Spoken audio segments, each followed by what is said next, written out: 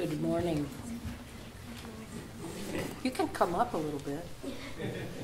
I don't mind.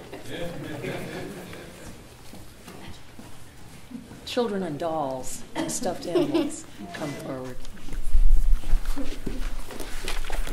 Well, you all look familiar to me, although I don't know if I know everybody's name. I imagine I look familiar to you too, because I'm always up here in the choir and I've come here for a long time. My name is Geri Bowen, and you can call me Jerry. On Monday through Friday, when I'm not singing in the choir, I go to school, like many of you, because I'm a librarian at Enloe High School. I'm not going tomorrow. I don't think any of you are going to school either, right? Why not? Martin Luther King Day. It is Martin Luther King Day, it's true. You're not going Tuesday either. I have to go Tuesday. It's a teacher.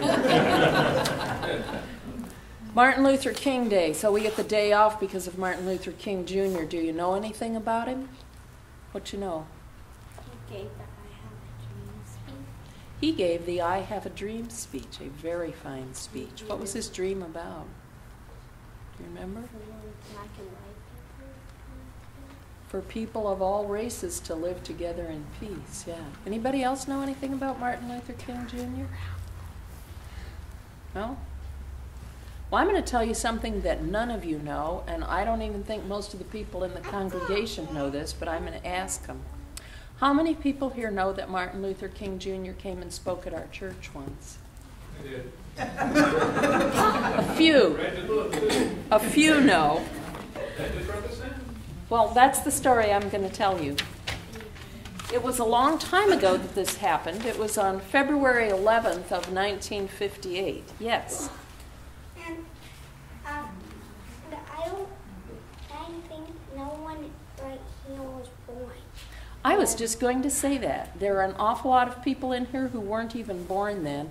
It was so long ago that I was just a little girl.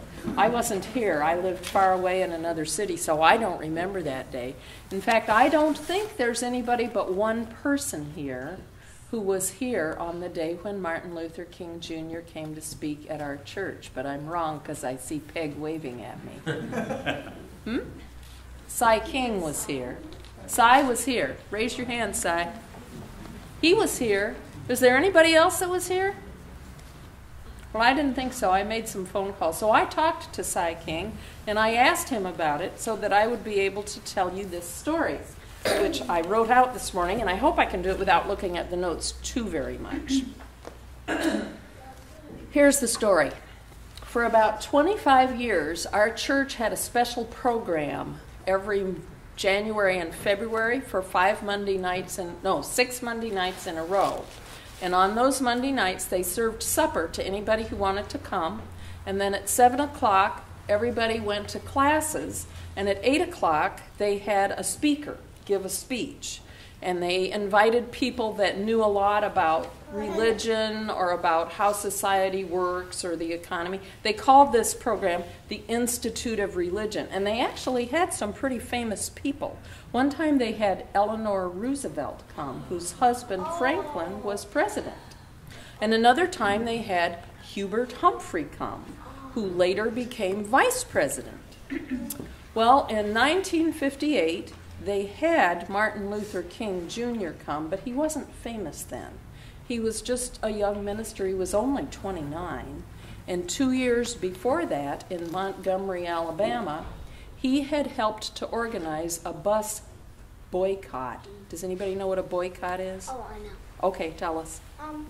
It's sort of like a protest. Just they don't carry signs and they don't walk in big groups, and the cops aren't everywhere. They just walk and just boycott stuff, like do not go to the places, like the diner boycott. That's the key. It's not going to some place. They boycotted the buses in Montgomery, Alabama, which means they didn't ride them. And the reason they did this was because there was a law in Montgomery that said that white people could sit down on buses. If a black person was sitting down and a white person came on and didn't have a seat, then the bus driver would say, "Get up so he can have a seat." Well, one day, a lady named Rosa Parks was tired. She had worked all day. She was sitting down, and the bus driver told her to get up. And she just was tired of being told that. And she said, I'm not going to get up. And she didn't. So the bus driver called the police and they arrested her. And people got so mad about it, they said, okay, we're just not riding the buses anymore. And they did that for more than a year. So the buses didn't get very much money. And finally, they changed the law and they said, okay, people can sit where they want to. Well, the guy that organized all this and got everybody together and said, okay, we're all going to do this, everybody do it, was this young minister, Martin Luther King Jr. So 2 years later, when they were planning the annual Institute of Religion, the people in our church thought, he would probably be a pretty interesting speaker to get. So they lined him up to come and speak. And they printed up brochures and handed them out to people so everybody would know what was going on. Well, there was a man working at WRAL-TV. I bet you've all watched WRAL-TV. Which I do. Do you watch it? Yeah. He helped with the news and commented on the news. And he thought this was a bad idea because he didn't want things to change. So he said right on the TV, I don't think that church should be inviting this young minister that organized that boycott. They're asking for trouble. He wants to change things, and we don't want things changed. I think there will be violence if they bring him. That was his prediction. His name was Jesse Helms, and he later became a senator and was sent to Washington to make laws for us, although there are a lot of us who never voted for him or liked anything he did. Yes? His name doesn't sound trusting. It doesn't sound trusting. Okay. Well, the people that were planning the Institute of Religion were pretty sure that a lot of folks would want to come and hear this young minister. And they didn't think that the church would hold everybody. They thought it wouldn't be big enough. They weren't meeting in this building then. Our church was meeting in another building down on Hillsborough Street, which isn't even there anymore. But they were pretty sure it would not be big enough to hold everybody. So they rented the auditorium at Broughton High School. Any of you ever driven by there? It's on Peace Street. They have a pretty big auditorium. But they weren't even sure that everybody would fit in the auditorium at Broughton High. So they planned that if they got more people than that, they would have some at the church down on Hillsborough Street, and they would have a broadcast so those people could at least hear the speech. Am I right, Si, or was it a video broadcast? Just audio. Just audio, that's what I thought. So they would at least be able to hear the speech. Cy King didn't get to go to Broughton High. He stayed at the church in case people came there, and he helped them find seats there. So at 8 o'clock, Reverend Martin Luther King Jr. gave his speech, and it was called, I want to get the title right here, it was called Nonviolence and Racial Justice, and that's what he talked about, changing unfair laws peacefully, not violently, so that everybody would be treated justly, which means fairly.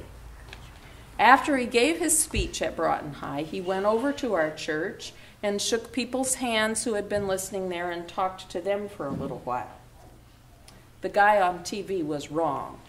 He was wrong most of the time.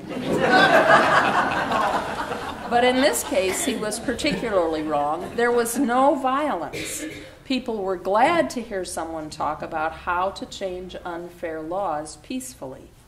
And that's the story of the time that Dr. Martin Luther King Jr. came to our church. I'm going to ask you to bow your heads and have a short prayer with me. God, we thank you for Martin Luther King Jr. and for other people who teach us how to work toward making our world the kind of place you want it to be. Help us, like Dr. King, to work peacefully for changes to make the world a better place.